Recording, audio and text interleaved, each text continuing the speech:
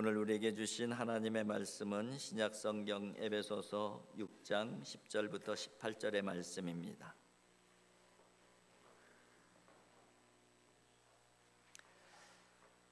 끝으로 너희가 주 안에서와 그 힘의 능력으로 강건하여지고 마귀의 간계를 능히 대적하기 위하여 하나님의 전신갑주를 입으라. 우리의 씨름은 혈과 육을 상대하는 것이 아니요 통치자들과 권세들과 이 어둠의 세상 주관자들과 하늘에 있는 악한 영들을 상대함이라. 그러므로 하나님의 전신갑주를 취하라. 이는 악한 날에 너희가 능히 대적하고 모든 일을 행한 후에 서기 위함이라. 그런즉 서서 진리의 너희 허리띠를 띠고 의의 호심경을 붙이고 평안의 복음이 준비한 것으로 신을 신고 모든 것 위에 믿음의 방패를 가지고 이로써 능히 악한 자의 모든 불화살을 소멸하고 구원의 투구와 성령의 검 곧 하나님의 말씀을 가지라. 모든 기도와 간구를 하되 항상 성령 안에서 기도하고 이를 위하여 깨어 구하기를 항상 힘쓰며 여러 성도를 위하여 구하라. 아멘. 이제 오늘 본문 제목이 하나님의 전신갑주, 전신갑주에 대한 말씀을 이제 3주 동안 할 예정입니다. 오늘 본문 안에는 우리가 왜 하나님의 전신갑주를 입어야만 하는지 그 이유를 설명하는 구절이 이 두 구절이 있습니다. 첫 번째 구절은 11절인데 이렇게 되어 있습니다. 마귀의 간계를 능히 대적하기 위하여 하나님의 전신갑주를 입으라. 마귀의 간계를 능히 대적하기 위해서 하나님의 전신갑주를 입으라. 그렇게 말씀하고 있죠. 그리고 13절에 보게 되면은 그러므로 하나님의 전신갑주를 취하라. 이는 악한 날에 너희가 능히 대적하고 모든 일을 행한 후에 서기 위함이라. 하나님의 전신갑주를 취해야 되는 그 이유를 설명하기를 악한 날에 너희가 능히 대적하고 누구를? 마귀를 능히 대적하고 그리고 이 모든 일들을 다 행한 후에 하나님 앞에서 바른 믿음의 사람으로 서기 위함이다. 그렇게 설명을 하고 있는 것입니다. 그러니까 우리는 반드시 하나님의 전신갑주를 입어야 하는 것이죠. 왜 입어야 되느냐? 마귀와 싸우기 위해서, 마귀와 대적하기 위해서. 그 얘기는 뭐냐면은 우리의 모든 삶의 과정 가운데에 치열한 마귀와의 싸움, 영적 전쟁이 우리들에게 있다는 거예요. 그리고 그 마귀들은 굉장히 강력한 힘을 가지고 있다는 거예요. 그래서 전신갑주로 무장하지 않게 되면은 우리가 이기기가 쉽지 않다는 것이죠. 그래서 하나님의 전신갑주를 입으라, 취하라, 그렇게 말씀을 하고 있습니다. 오늘 본문 말씀을 보게 되면은 마귀와 대적해서 싸우는 성도의 모습이 그려지는 본문이에요. 제 모습이고 여러분의 모습인 것이죠. 그런데 마귀와 대적해서 싸우는 성도의 모습을 가장 잘 표현하고 있는 기독교 고전이 있죠. 제가 가끔 언급을 하는 철로역정. 철로역정이 마귀와 대적하는 성도의 모습을 가장 상징 비유를 통해서 문학적으로 잘 묘사하고 있는 것이 바로 이 철로역정이에요. 그래서 오늘 본문 이해를 돕기 위해서 제가 철로역정에 관련된 내용들을 잠깐 그 말씀을 먼저 드리려고 합니다. 크리스찬이라고 하는 사람이 절망의 도시에 살고 있었잖아요.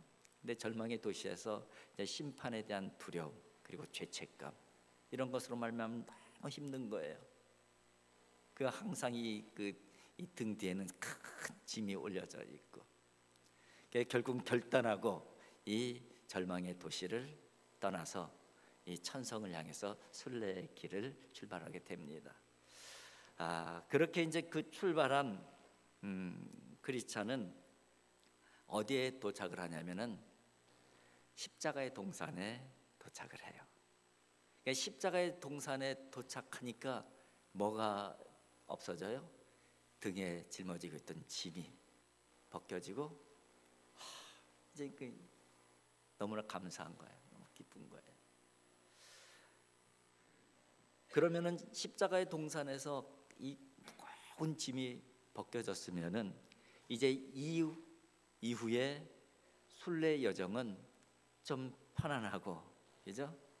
좀 안전하겠다, 이런 생각을 가질 수 있는데, 사실은 십자가의 동산에서 이 짐이 벗겨진 이후의 순례 여정은 더 힘들고 더 어려운 시험과 유혹들이 기다리고 있는 그런 여정이었다는 것이죠. 생각해 보면은 우리가 예수님을 영접하고 십자가의 은혜로 구원 받으면은 모든 것이 다 해결될 것 같지만은, 사실은 구원의 확신을 가지고 살아가는 그 이후의 삶이 더 힘들 때가 많아요. 더 유혹도 많고 더 시험도 많고, 그죠? 그 부분을 이 찰로 역정 존버녀는 이미 다 이해를 하고 있었던 것이죠. 그래서 이 십자가의 동산 이후로 더 많은 시험과 더 많은 유혹들이 다가옵니다. 그래서 십자가의 동산에서 이제 미궁, 아름다운 그 이 궁전까지의 그 여정을 보게 되면은 세 부류의 사람들을 만나는데, 그 세 부류의 사람들 이름들이 다 있는데, 그 이름들은 뭐를 상징하는 거냐면은 바로 미궁까지 순례 여행을 가는데 그리스도인이 구원의 확신을 가지고, 십자가의 은혜로 구원의 확신을 가지고 걸어가는 과정 가운데 만나는 유혹들, 시험들을 상징적으로 보여주고 있는 거예요.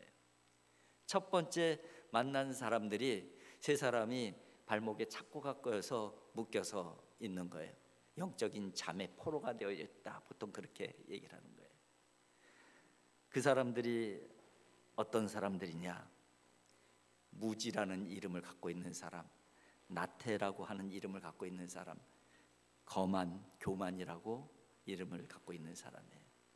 그러니까 우리가 십자가의 구원을 받아도 무지에 대한 시험, 나태에 대한 시험, 교만에 대한 시험이 다가온다는 거예요. 그리고 거기를 지나가니까는 그 다음에 만난 사람은 어떤 사람이냐? 허례, 위선이라고 하는 사람을 만나요. 허례와 위선은 뭐를 하고 있냐면은 담을 넘으려고 하고 있어요. 그러니까 원래 제대로 된 천성을 향해 가는 길은 좁은 길을, 좁은 문을 통해서 가야 되는데 지름길로 가려고 그러는 거예요. 지름길로 가려고 담을 넘고 있어요. 그 두 사람의 이름이 허례이고 위선인 것이죠. 그러니까 우리 그리스도인들이 시험 받고 그리고 유혹받기 쉬운 내용이 허례이고 위선이라는 것이죠. 그리고 마지막으로 미궁 직전에, 들어가기 직전에 만나는 두 사람이 있는데, 그 두 사람은 두려움이라고 하는 사람하고 불신이라고 하는 사람이에요. 되돌아가고 있는 거예요. 그래서 왜 되돌아가고 있느냐? 그 미궁 앞에 사자가 있다는 거예요. 우는 사자가. 그래서 이 두려움에 도망가는 것이죠. 그것 때문에 불신을 가지고 되돌아가는 거예요. 근데 그 사자는 쇠사슬에 묶여져 있는 사자들이에요. 그래서 그 가운데로 담대하게 그냥 지나가면 아름다운 궁으로 들어갈 수 있는데, 그 불신 때문에, 그죠? 그 불신 때문에, 그 두려움 때문에 되돌아가는 그 모습, 우리가 겪을 수 있는 시험이고 유혹이라는 것이죠. 그렇게 해서 아름다운 궁, 미궁에 들어가게 되는 것이고, 미궁에서 안식을 좀 취한 후에 다시 출발하게 되는데, 미궁에서 출발한 다음에 처음으로 맞닥뜨린 곳이 어디냐면은 겸손의 골짜기예요. 겸손의 골짜기. 근데 이 겸손의 골짜기는 정말 가팔러요. 그래서 내려가는 데서 미끄러지고 넘어지고 상처도 있고 끝이 없는 골짜기인 것 같아요. 그렇게 쭉 내려가다가 이제 다 도달했다 싶을 때에 기다리는 뭐가 있었어요? 누가 기다리고 있냐면은 아볼루온, 마귀가 기다리고 있었어요. 강력한 마귀가 기다리고 있어요. 마귀가 기다리고 있다가 너는 원래 내 종이야, 내게 머리 숙여. 크리스찬이 거부하죠. 거기에서 그 마귀와 큰 치열한 전투가 벌어지는 거예요. 근데 결국은 어떻게 될까요? 결국은 승리를 해요. 근데 승리를 하는 그 이유가 두 가지가 있는데, 하나는 하나님의 도우심이에요. 도움이라고 이름하는 사람이 나타나서 도와주는 거예요. 하나님의 도우심으로. 그리고 또 하나는 뭐냐면은, 미궁을 떠나기 전에 미궁에 살고 있는 가족들이 그 크리스찬에게 전신갑주를 입혀줘요. 그래서 지금 전신갑주로 무장하고 나온 거예요. 그러니까는 마귀하고 치열하게 싸움을 하면서도 상처는 받긴 받지만은 치명적인 상처를 받지 않는 거예요. 그래서 결국은 그 강력한 마귀를 이겨내고 승리한 것이죠. 마귀를 능히 대적하여 끝내 승리하려고 하면은 반드시 있어야 되는 것이 뭐라는 거예요? 하나님의 전신갑주. 그것을 철로역정에서도 그대로 그려내고 있는 것이죠. 여러분, 우리는 강력한 마귀들과 싸우는 크리스찬들이에요. 하나님의 사람들이에요. 그런데 전신갑주로 무장하지 아니하면은 그 마귀들이 너무 강력하기 때문에 치명상을 입을 수가 있어요. 중상을 입을 수가 있어요. 치명상, 중상을 입지 않으려면은 어떻게 해야 돼요? 전신갑주로 무장을 해야 돼요. 무장을 해요. 그래서 오늘 사도 바울도 하나님의 전신갑주로 무장하십시오. 무장하지 않으면은 마귀들의 공격에, 마귀들의 시험에, 마귀들의 유혹에 치명상을 입을 수 있으니까 여러분 반드시 전신갑주를 입으십시오. 그 말씀을 하고 있는 거예요. 오늘 그 전신갑주가 6가지가 언급이 되어져 있어요. 그리고 마지막으로 기도에 대해서 언급이 되어져 있습니다. 오늘은 14절, 15절에 나와 있는 3가지 전신갑주를 말씀을 드리려고 합니다. 한번 14절, 15절 같이 한번 읽어보도록 하겠습니다. 그런즉 서서 진리로 너희 허리띠를 띠고 의의 호심경을 붙이고 평안의 복음이 준비한 것으로 신을 신고. 네, 됐습니다. 여기 3가지가 나오죠. 하나는 진리의 띠, 두 번째는 의의 호심경, 세 번째는 평안의 복음의 신이죠. 이 3가지가 언급이 되어 있어요. 진리의 허리띠 이렇게 표현되고 있는데, 진리를 왜 허리띠로 표현했을까요? 진리는 자유하고 아주 밀접한 관련이 있습니다. 전투에 나가는 병사들이 무장을 해 갑옷 쫙 입었어요. 갑옷을 쫙 입었으면은 그 다음에 마지막으로 해야 되는 게 뭐예요? 허리띠로 딱 조여매야죠. 갑옷을 잘 입었어도 이 허리띠를 매지 않으면은 갑옷이 치렁치렁 이렇게 돼서 실제적으로 전투를 할 때 걸그적거려 갖고선 자유롭고 민첩하게 전투를 할 수가 없어요. 전쟁터에서 자유롭고 민첩하게 싸우려면은 뭐를 반드시 해야 돼요? 허리띠를 묶어야 돼요. 진리는 그래서 허리띠로 표현하는 거예요.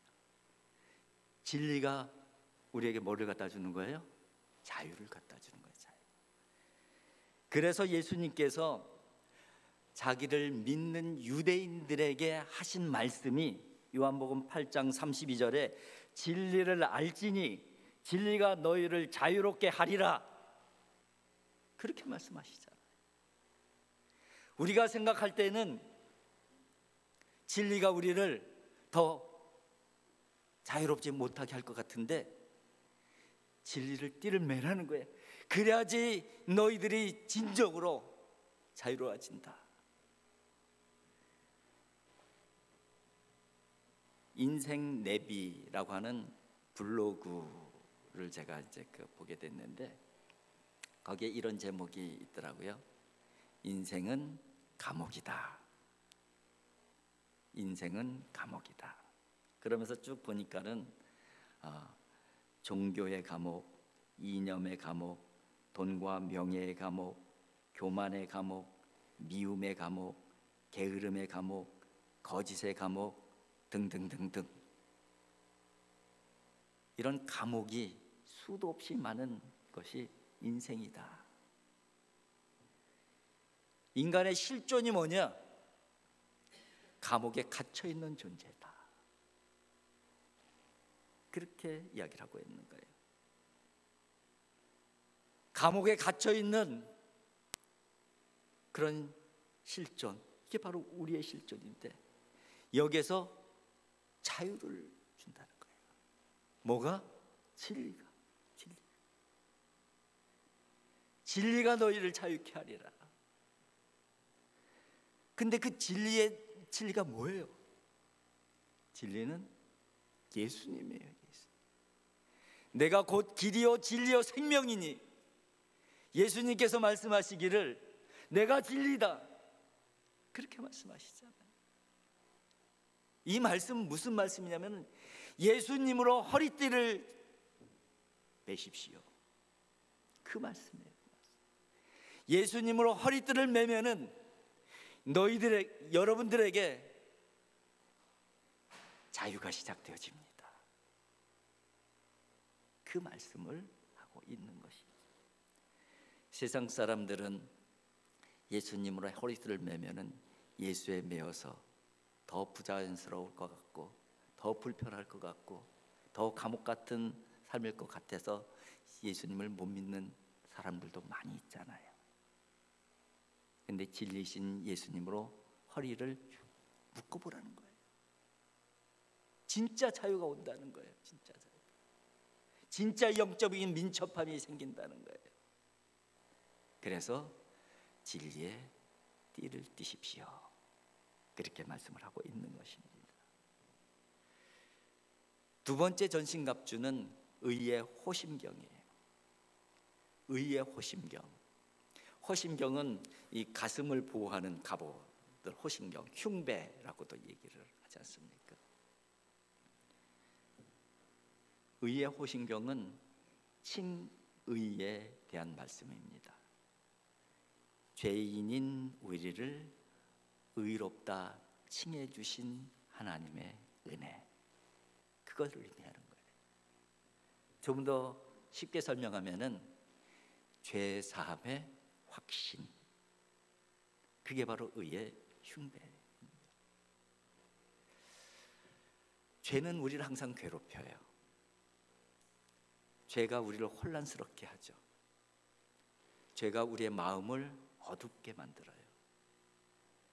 죄가 있으면 우리의 마음은 불안해지고, 죄가 있으면 우리 마음에는 두려움이 생겨요.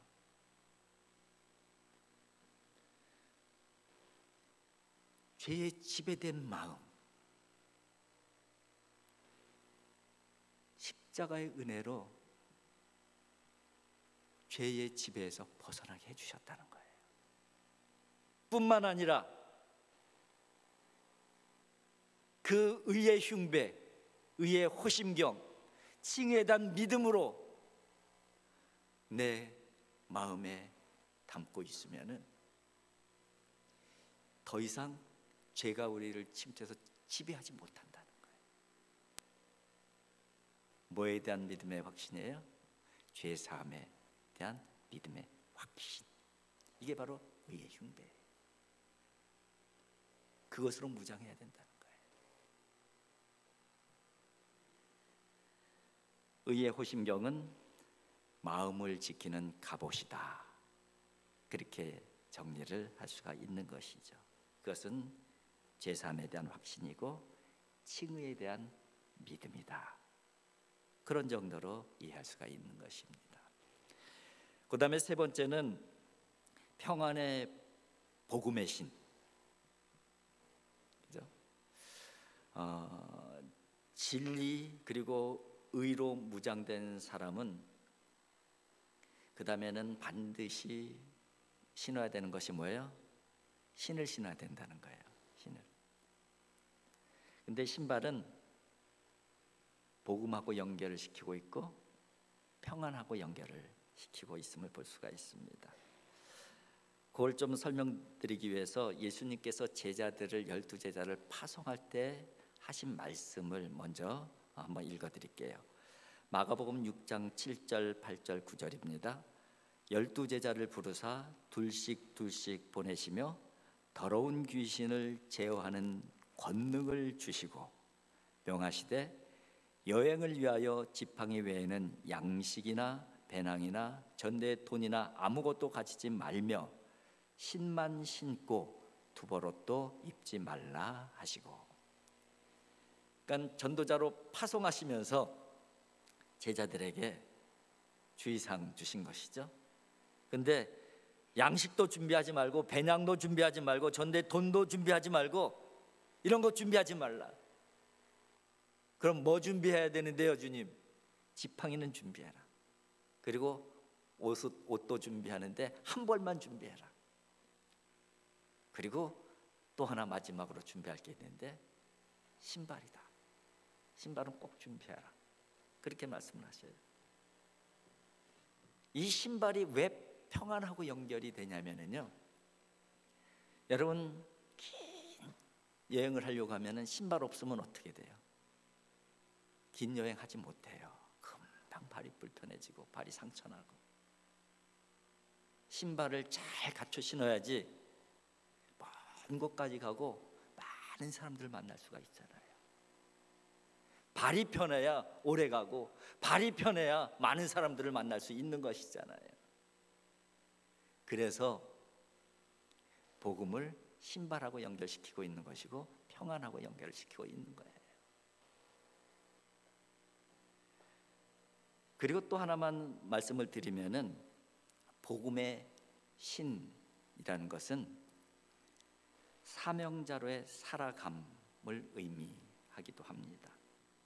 청지기로 살아감을 의미하기도 해요. 여러분, 우리가 복음을 가지고 사명자로 살아가잖아요. 복음을 가슴에 담고 청지기로 살아가는 사람들이잖아요. 그런데 정말 제대로 된 청지기, 제대로 된 사명자로 살아가는 사람만이 진정한 평안을 누릴 수가 있는 거예요. 그냥 상식적으로 생각해도 그래요. 여러분께서 하시는 모든 일들, 사명감을 가지고 그 일을 하는 사람과 그냥 마지못해서 억지로 하는 사람과 마음의 상태가 어떻게 다르다는 것은 상식적으로 우리가 다 알잖아요. 억지로 하면은 마음의 편안함이 없어요. 기쁨이 없어요. 그냥 억지로 하는 거예요. 마지못해서 하는 것이죠. 죽지 못해서 하는 것이죠. 그런데 사명감을 갖고 하면은 그 일이 아무리 힘든 일이라도, 아무리 어려운 일이라도, 아무리 불편한 일이라도 그 마음에는 뭐가 있는 거예요? 평안함이 있고 기쁨이 있는 거예요. 그래서 바로 이 복음을 신발로 비유를 한 것이고 또 평안하고 연결을 시키고 있는 것입니다. 평안의 복음이 준비한 것으로 신을 신고, 이렇게 15절에 돼 있죠. 그런 의미에서 이 신발은 사명을 의미한다, 이렇게 말씀을 드릴 수가 있고, 평안의 복음은 그 사명의 내용이다, 그렇게 말씀을 드릴 수가 있는 것이죠. 이 복음과 사명에 대해서 가장 잘 설명해 주고 있는 성경이 어떤 성경일까요? 사도행전이에요. 사도행전은 예수님의 지상 명령으로 시작이 되어지지 않습니까? 사도행전 1장 8절 오직 성령이 너희에게 임하시면 너희가 권능을 받고 예루살렘과 온 유대와 사마리아와 땅 끝까지 이르러 내 증인이 되리라 하시니라. 지상 명령이라고 그래요. 또 위대한 명령이라고 하기도 합니다.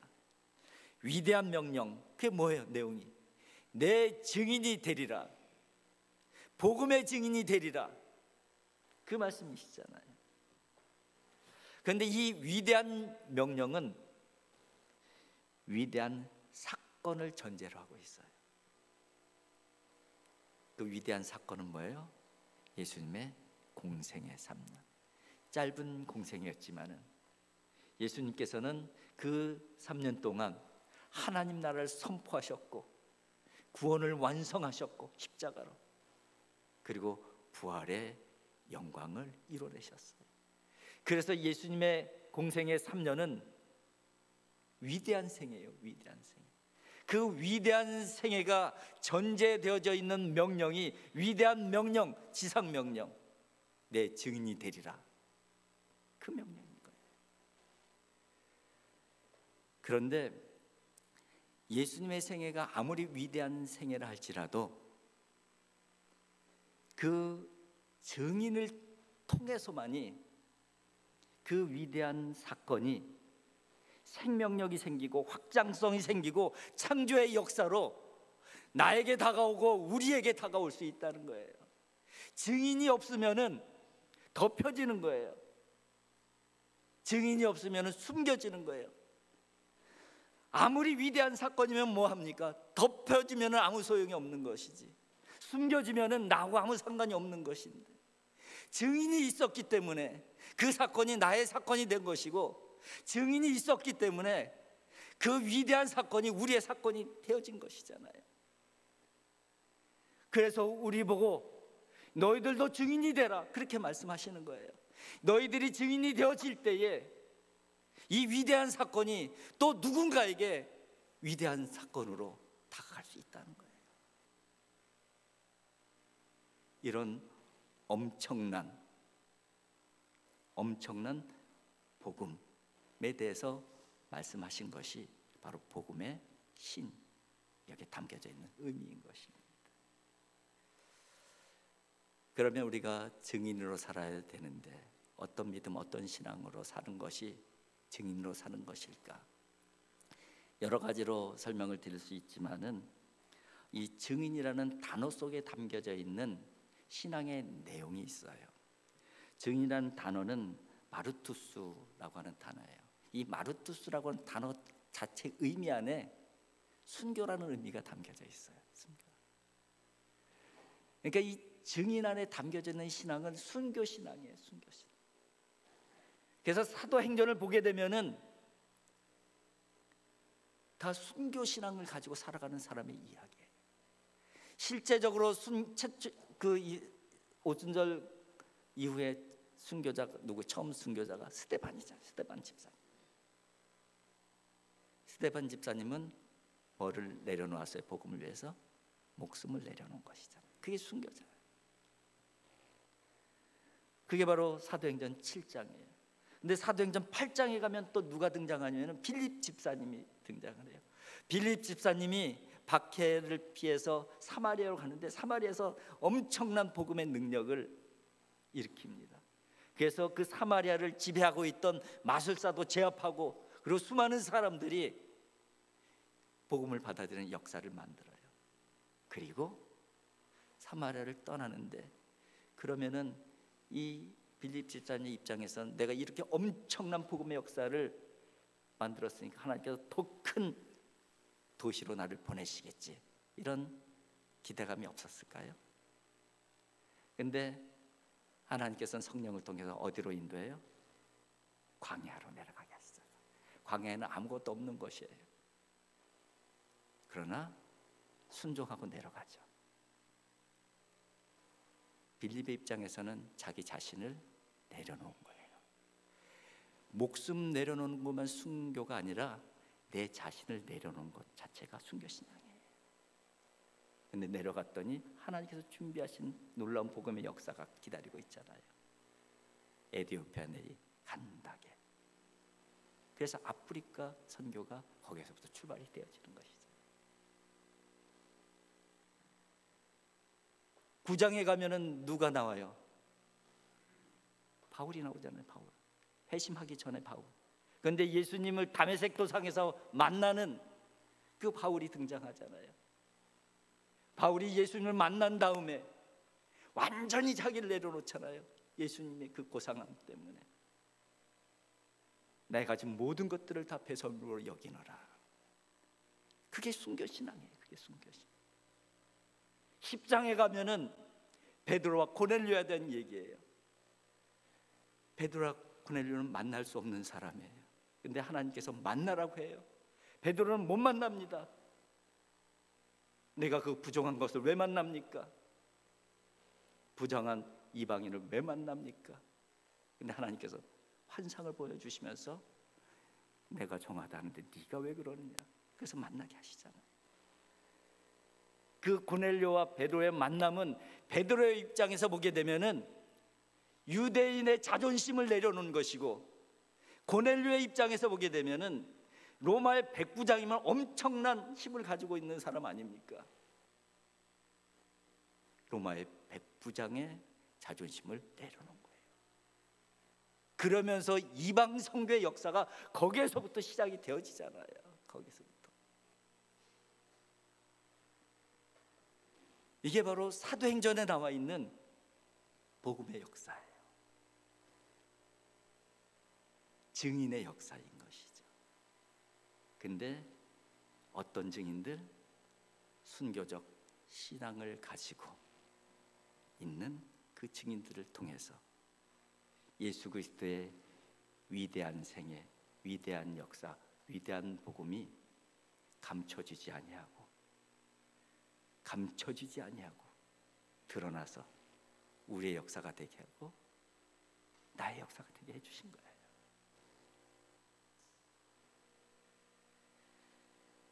복음의 신은 증인된 삶을 의미합니다. 복음의 신은 지상명령에 대한 믿음의 반응이다. 그렇게 얘기를 할 수가 있는 거예요. C.S. 루이스를 잘 아시죠? C.S. 루이스가 이런 얘기를 합니다. 인생의 최대의 존엄은 주도권에 있는 것이 아니라 부르심에 대한 응답에 있다. 인생의 최대의 존엄, 우리 인생이 정말 존엄하게 되는 것은 주도권, 내가 주도권을 잡고 살아가는 것, 거기에 있는 것이 아니다. 그럼 어디에 있는데요? 부르심에 대해서 믿음으로 응답하는데 우리의 인생에 존엄함이 있다. 그렇게 얘기를 하고 있어요. 여러분, 누구나 다 주도권을 가지고 살길 원해요. 그러나 그 주도권이 진짜 우리의 인생을 존엄하게 만드는 것이 아니래요. 진짜 우리의 인생을 존엄하게 만드는 것은 하나님의 부르심에 대해서 믿음으로 응답하는 데 있다. 그게 바로 증인된 삶이에요. 증인된 삶. 정리를 한번 해보겠습니다. 진리이신 예수 그리스도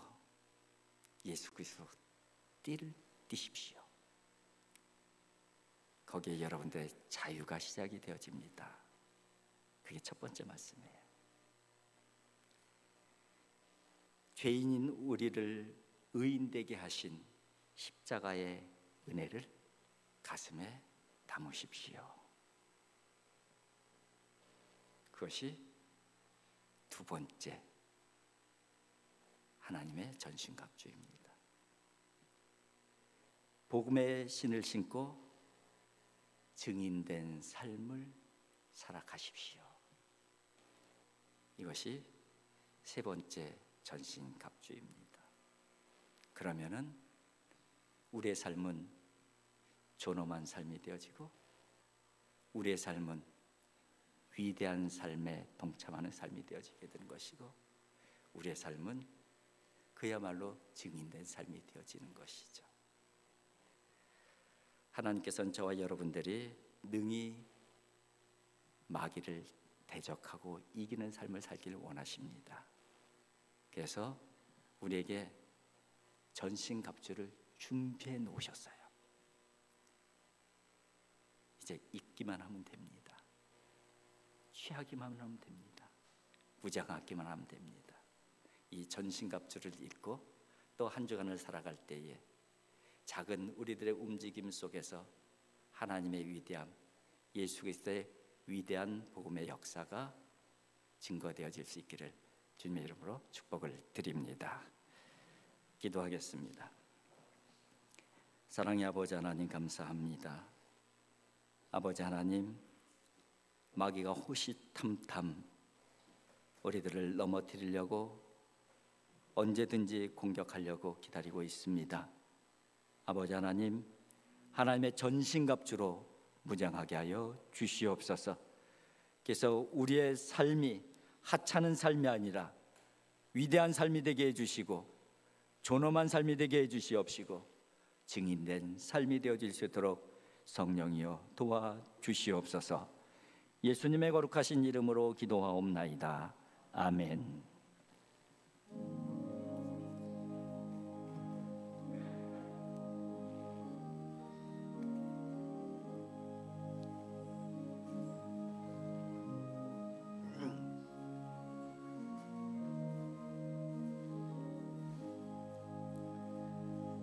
주의 진리 위에 십자가 공기 하늘로